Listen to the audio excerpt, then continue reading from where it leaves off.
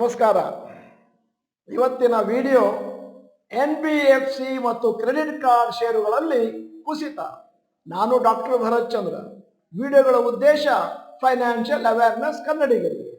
ಗುರುವಾರ ರಾತ್ರಿ RBI ಅವರು ಒಂದು ಸರ್ಕ್ಯುಲರ್ ಅನ್ನು ಹೊರಗೆ ತಂದರು ಮತ್ತು ಹೇಳಿದ್ರು, ನಾವು ರಿಸ್ಕ್ ವೇಟ್ ಜಾಸ್ತಿ ಮಾಡ್ತಾ ಇದ್ದೇವೆ ಕಂಪನಿಗಳಿಗೆ 100ರಿಂದ 125%. ಯಾವ ಕಂಪನಿಯವರು personal loan, consumer durable loans ಮತ್ತು ಕ್ಯಾಶ್ ಕ್ರೆಡಿಟ್ ಕೊಡ್ತಾರೆ ಕ್ರೆಡಿಟ್ ಕಾರ್ಡ್ಗಳಿಂದ ಅಂತಂದ್ರೆ NBFC ಕಂಪನಿಗಳು ಇನ್ನು ಮುಂದೆ ಜಾಸ್ತಿ ಕ್ಯಾಪಿಟಲ್ ಇಟ್ಕೊಳ್ಬೇಕಾಗುತ್ತೆ ಇಂತಹ ಲೋನು ಕೊಡೋದಕ್ಕೆ. ಯಾಕಂದ್ರೆ ಅದರಲ್ಲಿ NPA ಆಗಬಾರ್ದು ಅನ್ನೋ ಉದ್ದೇಶದಿಂದ. ಅದರ ಅರ್ಥ ಏನು ಅಂತಂದ್ರೆ, ಇಂತಹ ಲೋನುಗಳನ್ನು ಕೊಡ್ಲಿಕ್ಕೆ ಇಂತಹ ಬ್ಯಾಂಕ್ಗಳಿಗೆ ಒಂದಷ್ಟು ಹಣ ಕಮ್ಮಿ ಆಗುತ್ತೆ. RBI ಅವರು ಈ ಪರ್ಟಿಕ್ಯುಲರ್ ಮೂವನ್ನು ಮಾಡಿದಂತ ಉದ್ದೇಶ ಏನು ಅಂತಂದ್ರೆ, ಮುಂದಿನ ದಿನಗಳಲ್ಲಿ ಅನ್ಸೆಕ್ಯೂರ್ಡ್ ಲೋನ್ಗಳನ್ನು ಕೊಡೋದನ್ನ ರಿಸ್ಟ್ರಿಕ್ಟ್ ಮಾಡಬೇಕು ಅನ್ನೋ ಉದ್ದೇಶದಿಂದ. ಇನ್ನು ಮುಂದಿನ ದಿನಗಳಲ್ಲಿ ಇಂತಹ ಫೈನಾನ್ಷಿಯಲ್ ಇನ್ಸ್ಟಿಟ್ಯೂಷನ್ಗಳಿಗೆ ಇಂತಹ ಲೋನ್ ಅನ್ನು ಅಲಾಟ್ ಮಾಡಲಿಕ್ಕೆ ಸ್ವಲ್ಪ ಹೈಯರ್ ಕ್ಯಾಪಿಟಲ್ ಬೇಕು ಅಂತಾದಾಗ ಅವರು ಯೋಚನೆ ಮಾಡ್ತಾರೆ ಮತ್ತು ತಮ್ಮ ಲೋನ್ ಅನ್ನು ಹೋಮ್ ಲೋನ್ಸ್, ವೆಹಿಕಲ್ ಲೋನ್ಸ್ ಮತ್ತು ಲೋನ್ಸ್ ವಿತ್ ಸೆಕ್ಯೂರಿಟೀಸ್ಗೆ ಅದನ್ನ ಡೈವರ್ಟ್ ಮಾಡ್ತಾರೆ. NBFC non banking financial company ಅದರಲ್ಲಿ ಹೈಯರ್ ಶೇರ್ ಇದೆ unsecured loans compare to banks. ಆದ್ದರಿಂದ ನಿನ್ನೆ ಶುಕ್ರವಾರ ನೀವು ಮಾರುಕಟ್ಟೆಯಲ್ಲಿ ನೋಡಿರಬಹುದು, ಹಲವಾರು NBFC ಕಂಪನಿಗಳು ಮತ್ತು ಕ್ರೆಡಿಟ್ ಕಾರ್ಡ್ ಕಂಪನಿಗಳ ಷೇರುಗಳಲ್ಲಿ ಒಂದಷ್ಟು ಕುಸಿತವನ್ನು ಕಂಡೆವು.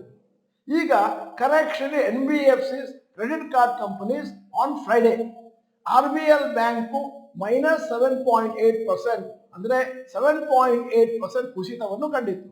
L&T finance -5.7%, SBI cards -5.1%, credit access Grameen -4.1%, Manappuram finance -3.5%, IIFL finance -3.3%, Chola investment -3.3%, Bajaj finance -1.9%.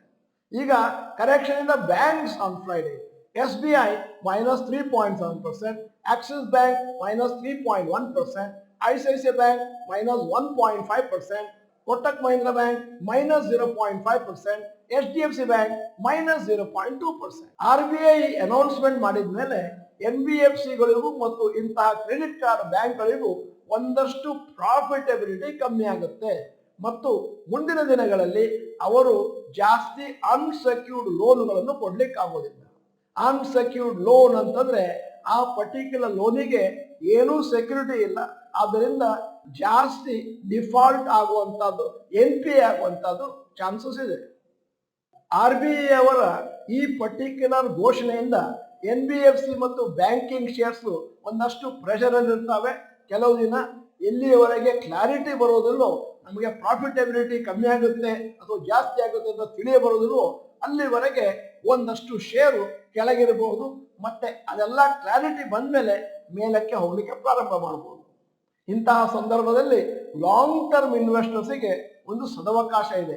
ಏನು ಅಂತಂದ್ರೆ, ಯಾವುದಾದ್ರೂ ಒಂದು ಕಂಪನಿ ಬಹಳ ಚೆನ್ನಾಗಿ ಫಂಡಮೆಂಟಲ್ಸ್ ಇದ್ದು ಮತ್ತೆ ಆ ಕಂಪನಿ ಟೆಂಪರರಿಯಾಗಿ ಈ ನ್ಯೂಸ್ ಬಂದದ್ರಿಂದ ಕೆಳಗೆ ಬಂದಿದೆ ಅಂತ ನಿಮಗೆ ತಿಳಿದು ಬಂದರೆ, ಆವಾಗ ಲಾಂಗ್ ಟರ್ಮ್ ಇನ್ವೆಸ್ಟರ್ಸ್ ಇನ್ನೊಂದಷ್ಟು ಅಂತಹ ಉತ್ತಮ ಷೇರುಗಳನ್ನು ಕೊಂಡ್ರೆ ಮುಂದೆ ಆ ಷೇರು ಅದೇನು ಕೆಳಗೆ ಬಿದ್ದಿದೆಯೋ ಅದೇ ಪ್ರಮಾಣದಲ್ಲಿ ಮೇಲಕ್ಕೆ ಹೋಗುತ್ತೆ ಅಂತಂದ್ರೆ ಶಾರ್ಟ್ ಟರ್ಮ್ ಅನ್ನು ಲಾಂಗ್ ಟರ್ಮ್ ಅನ್ನು ಎರಡು ಕಡೆನೂ ನಿಮಗೆ ಲಾಭ ಆಗುತ್ತೆ.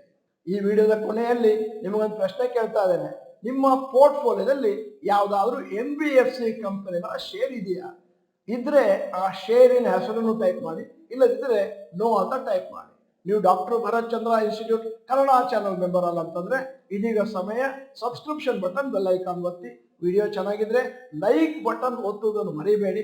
ನಮಗೆ ಪ್ರೋತ್ಸಾಹ ಕೊಡಬೇಕು ಅಂತಿದ್ರೆ ವಿಡಿಯೋನ ಎಲ್ಲಾ ಕನ್ನಡಿಗರಿಗೂ ಫಾರ್ವರ್ಡ್ ಮಾಡಿ. ವಿಡಿಯೋನ ಸಂಪೂರ್ಣವಾಗಿ ನೋಡಿದ್ದಕ್ಕೆ ಧನ್ಯವಾದಗಳು.